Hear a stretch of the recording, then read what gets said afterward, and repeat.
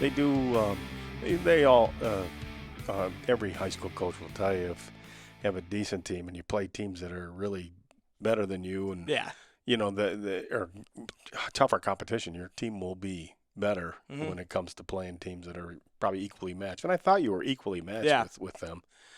For sure, but for some reason it didn't follow through. But you did come back on the winning track, got 3 straight wins again, 2 of which were against MAC Red rivals Eisenhower and Dakota, which was an 8-6 game. Yep. Tell us a little bit about that game. That was kind of a wild one. I would kind of put on the books that Dakota game is probably the biggest win in our program history in the past 6 or 7 years. I'm a graduate of Romeo High School. I played for this lacrosse team, and then both my little siblings did. So I've been around the program for quite a bit, and I have not seen a Romeo lacrosse team fight back against a very talented Dakota team.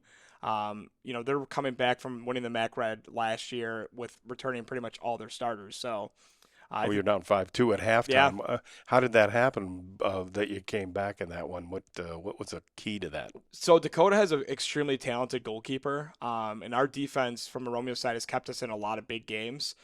So we were just waiting for kind of like the dominoes to fall. We had some great shots on the cage, and we had some great momentum as well. The biggest thing about that game was we made some personnel changes, and Dylan and Drew Basha playing at the attack. And as you know from the hockey side, they're an electric group of guys, and they kind of found their stride. Tough little guys. Yes.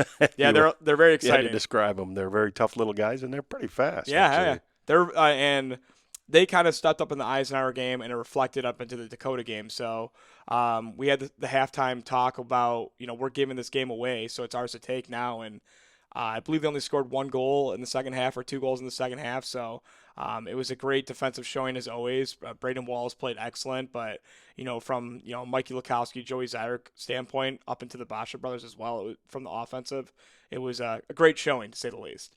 And yesterday you had a tough loss against Lake Orion, who's a perennial top team. Yeah. But I think maybe the guys were looking forward to being on the show. Yeah, I mean that's what they were. Their heads weren't at that. Probably was it.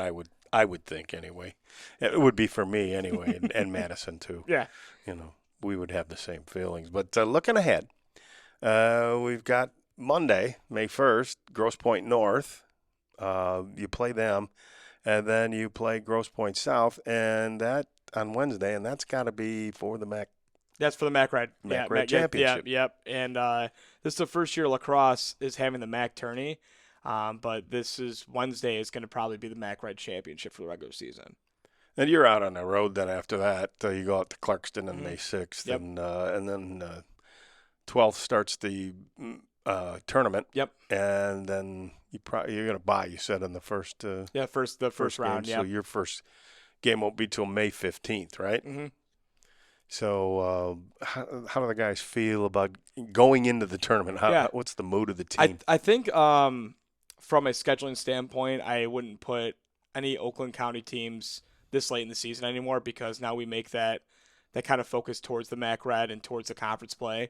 This Saturday we play Clarkson. They're, the 2-time Oakland County champions, but it's our cancer awareness game. So it's a big game for the program. Our youth program's going to be playing in it.